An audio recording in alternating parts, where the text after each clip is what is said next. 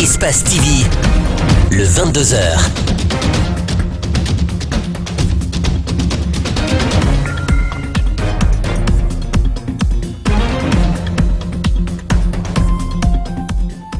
Bienvenue à toutes et à tous, mesdames et messieurs. Merci de votre fidélité à Espace TV. C'est l'heure de 22h. S'agit-il d'une simple volonté de recouvrer l'argent de l'État ou d'une démarche liberticide? La question est sur plusieurs lèvres au lendemain de la fermeture de cette radio privée par l'ARPT. Les patrons de presse, vous le verrez, sont inquiets. Face à cette relation tendue entre la presse et le pouvoir, le ministre d'État, conseiller spécial du président de la République, prête sa médiation. Il a conféré avec les patrons de presse ce lundi. Vous saurez les conclusions dans ce journal. Et puis nous ferons un tour en Sierra Leone où les adolescentes enceintes sont privées d'école et d'examens.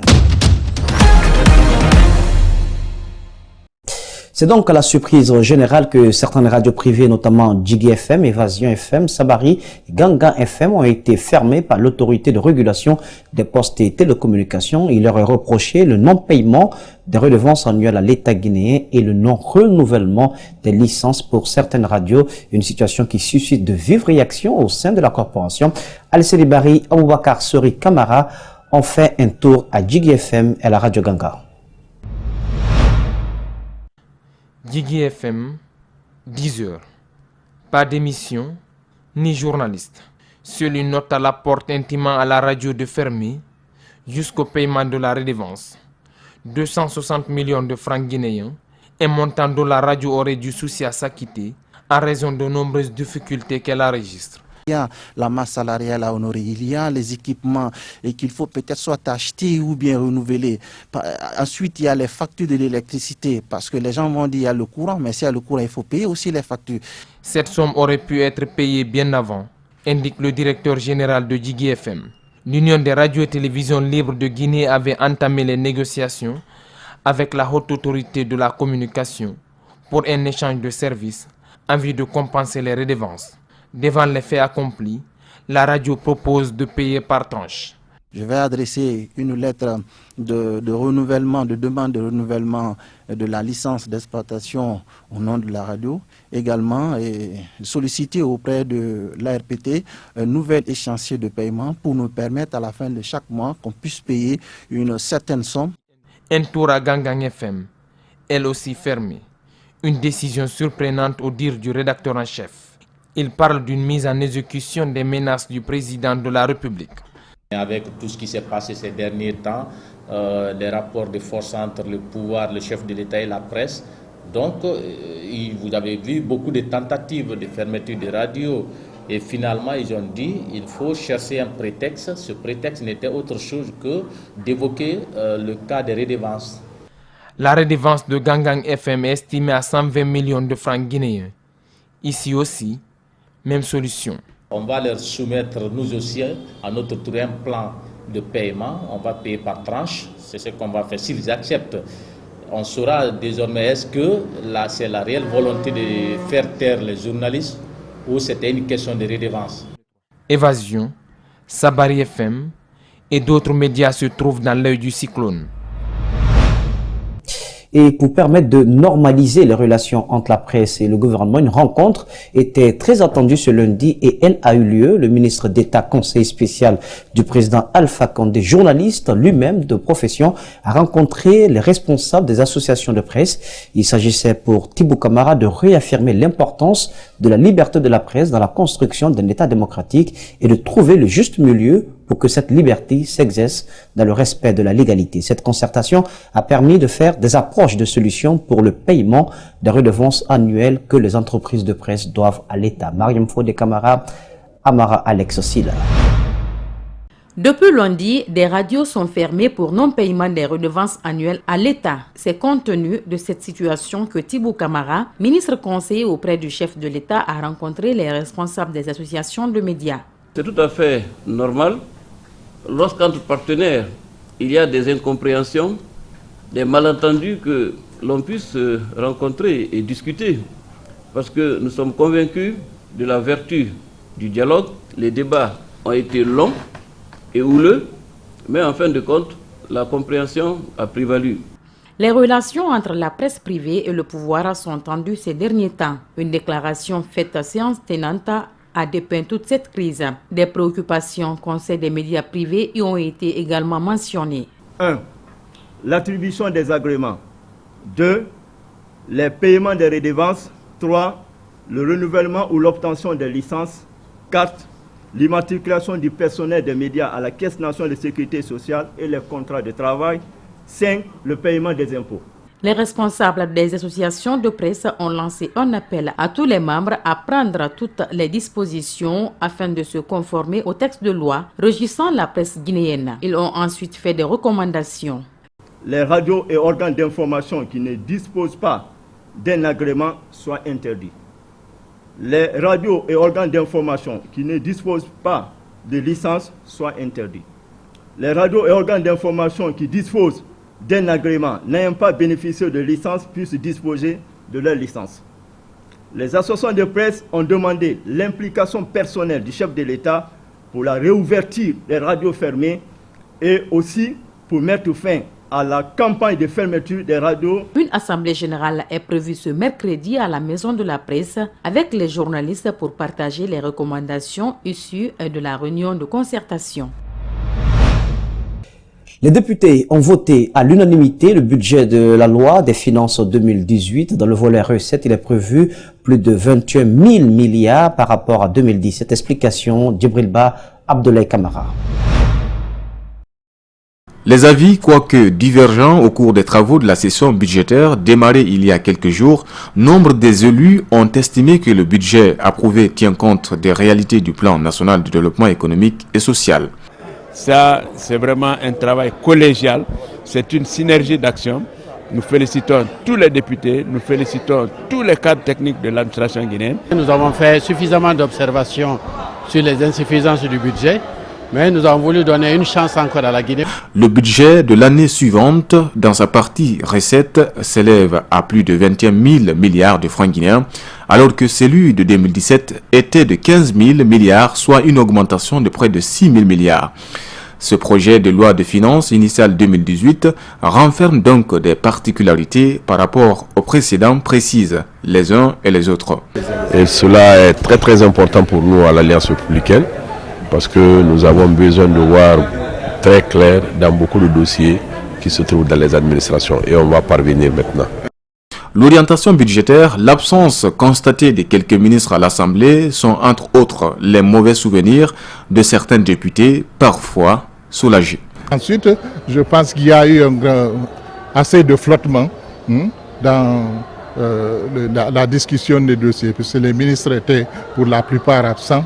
Et on n'a pas pu les avoir au moment où ils étaient programmés. Il y avait des dépenses que nous pouvons considérer entre parenthèses ou entre guillemets des dépenses farfelues, alors qu'il y a des dépenses d'investissement qui sont là nécessaires. Nous pensons qu'il faut mieux orienter les ressources. L'économie pourrait certainement connaître une autre étape de la croissance, car les matières premières dans le secteur minier, autrement dit l'or et le fer, sont dans une phase de reprise. À cela s'ajoutent les mécanismes de résilience envisagés par les autorités pour un développement socio-économique harmonieux, sans occulter les appuis budgétaires. Dans le même registre, Madame la ministre des Finances et le Fonds monétaire international viennent de conclure un nouveau programme triennal. C'est un accord historique. Selon Malado Kaba, l'enveloppe s'élève à 650 millions de dollars. La ministre est au micro de Djibrilba. C'est un programme qui sera soutenu par un instrument qu'on appelle la facilité élargie de crédit, donc la FEC, effectivement. Donc ce qui est important de souligner, c'est qu'avec ces ressources supplémentaires, on va pouvoir financer des investissements en infrastructure. Et vous savez tous combien notre pays a besoin d'avoir des routes, d'avoir également des centrales hydroélectriques, des centrales solaires, également de construire des universités, des hôpitaux, les équiper. Donc nous sommes vraiment particulièrement contents parce que ce programme-là va nous permettre de poursuivre cette dynamique amorcée, je dirais, pour combler le déficit que nous avons en infrastructure. La Guinée a célébré ce lundi la journée du Burkina Faso, une célébration placée au cœur de l'événement littéraire Conakry, capitale mondiale du livre. Ils sont nombreux les hommes de lettres à avoir fait le déplacement pour assister à la cérémonie d'exposition et de vente des livres au ministère des Affaires étrangères.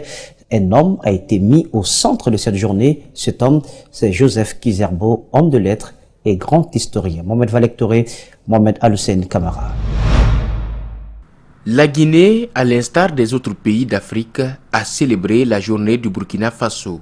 La célébration a été marquée par des expositions de livres, des dédicaces et des hommages ont été rendus à l'historien Joseph Kizerbo, homme de lettres et militant pour l'indépendance de beaucoup d'États d'Afrique. La journée du Burkina est une journée pour jeter un pont entre la littérature du Burkina et la littérature de la Guinée. Et moi-même, comme vous l'avez vu, j'ai donné un roman que j'ai écrit, que je viens de faire éditer, qui s'appelle Maria Maraba ou le dessin d'une femme, dont le personnage principal, une femme, est burkinabé. Donc c'est déjà dans notre esprit de lancer cette jetée entre les deux pays. Pionniers de l'enseignement guinéen sous la Première République, les anciens élèves de Joseph Kizerbo ont été nombreux à parler de l'homme. Plein dans la salle, les Burkinabés ont manifesté leur joie par ce acte qui magnifie les hauts faits de leurs compatriotes. Notre souhait, c'est que le Burkina aide la Guinée à devenir capitale africaine du livre. Vu que le Burkina aujourd'hui a une belle expérience dans le cinéma, et nous, en contrepartie, nous allons aider une des villes du Burkina, et forcément Ouagadougou, à devenir capitale mondiale du livre. Le fils de Joseph Kizerbo, présent dans cette salle, a remercié ces hommes de lettres qui ont pensé à perpétuer les œuvres de l'homme dans le cadre Conakry, capitale mondiale du livre. La particularité de cet hommage aujourd'hui tient au fait qu'il a mené avec plusieurs de ses pairs au moment des indépendances un combat pour la liberté, un combat pour l'autonomie et aussi pour réhabiliter l'histoire de l'Afrique. Des écrivains comme Djibril Tamsir Niane, Lamine Camara et tant d'autres ont acquis des connaissances profondes de l'homme et qui se sont enracinés dans les valeurs africaines. Restons avec le Burkina Faso pour parler de l'autonomisation de la femme et de la révolution contraceptive, toile de fond de la 6e réunion annuelle du partenariat de Ouagadougou qui se tient à Conakry, regroupant 9 pays de l'Afrique francophone. Le partenariat de Ouagadougou a pour but d'accélérer les progrès dans l'utilisation des services de planification familiale. Idrissa Bari, Ibrahima Sori 5 Soba. C'est depuis 2012 que les pays membres du partenariat de Ouagadougou se rencontrent pour faire le bilan des actions réalisées et s'assurer de la mise en œuvre effective des plans d'action. La rencontre de Conakry se penchera tout d'abord sur l'amélioration du statut de la santé à travers la planification familiale qui contribue à près de 30% à la réduction de la mortalité maternelle. Sur un plan économique, cette 6e réunion permettra de reconnaître que l'autonomisation de la femme est un atout pour le développement. Malgré nos résultats encourageants, nous avons encore de nombreux défis qui nous interpellent. Puisque l'Afrique de l'Ouest francophone, c'est là où l'on a encore les plus forts taux de mortalité maternelle. Entre 2012 et 2016, le nombre de femmes sous méthode contraceptive dans les pays du partenariat est passé de 3 millions à 4 720 000, soit une augmentation de près de 2 millions de femmes additionnelles. Dans sa phase d'accélération, le partenariat de Ouagadougou depuis 2016 prévoit d'atteindre plus de 2 millions d'utilisatrices d'ici 2020. Pour atteindre cet objectif, la Guinée s'engage à utiliser 5000 agents communautaires par la délégation de tâches pour atteindre 80% des populations, notamment en zone rurale, conformément à la nouvelle politique de santé communautaire d'ici fin 2018. Cette rencontre sous-régionale est une opportunité pour les participants de faire le point sur les inquiétudes soulevées lors de la 5e réunion tenue à Abidjan l'an dernier. Il sera aussi question de discuter des défis communs liés à l'effectivité du partenariat et de la coordination au niveau national et régional. Je vous demande alors solennellement d'inscrire les recommandations de cette 6e réunion annuelle dans vos actions prioritaires respectives. Pour ma part, je m'engage au nom du chef de l'État et du gouvernement à ne ménager aucun effort pour faire du planning familial une réussite en Guinée. Le partenariat de Ouagadougou a été lancé en février 2011 lors de la conférence régionale sur la population. Il mise sur l'engagement des gouvernements à accélérer la mise en œuvre des interventions à haut impact et sur la collaboration pour remédier au taux élevé des besoins non satisfaits en matière de planification familiale. La gendarmerie nationale vient de procéder à l'arrestation d'un groupe de présumés voleurs. C'est un véhicule de la société minière SMB qui a été dérobé pour être vendu à Conakry. L'acte s'est passé dans la nuit du 19 au 20 novembre 2017 dans la mine de Dabis, préfecture de Boké. Le pick-up et ses présumés voleurs ont été présentés ce mardi à la presse au siège du haut commandement de la gendarmerie nationale. Makiso Yacouba Traoré. 3 jours après leur arrestation, ils sont transférés de la maison centrale de Conakry au haut commandement de la gendarmerie pour être présentés à la presse nationale. Le haut commandement de la gendarmerie nationale, direction de la justice militaire, a introduit des gendarmes en civil dans l'affaire. C'est en ce moment qu'ils ont fait venir les présumés voleurs du véhicule et c'est en ce moment qu'ils ont discuté prix, mais en ce moment le véhicule n'était pas retrouvé.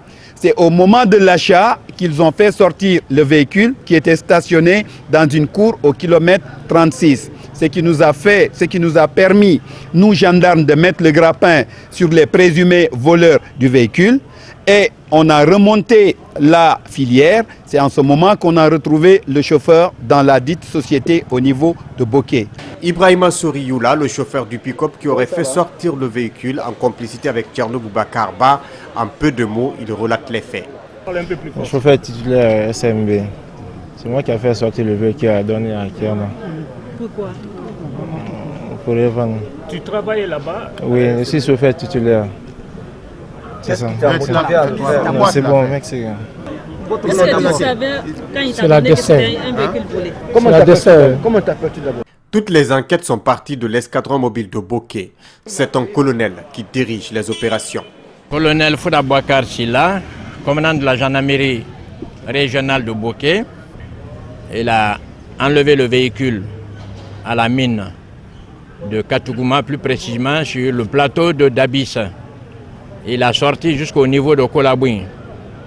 Kolabouin, son complice était là.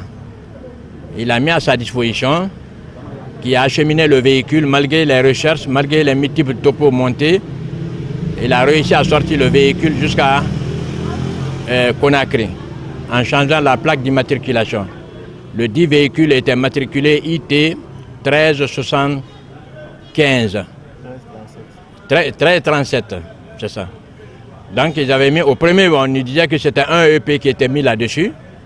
Mais vers la fin, on retrouve le véhicule avec une plaque d'immatriculation RC, fond rouge. Donc c'est ça le problème.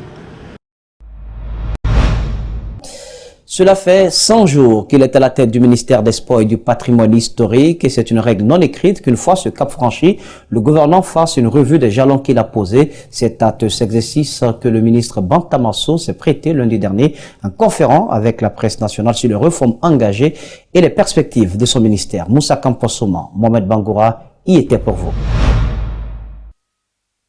C'est la salle de conférence du ministère des Affaires étrangères qui a servi de cadre à cette rencontre entre le ministre des Sports, de la Culture et du Patrimoine historique et les hommes de médias.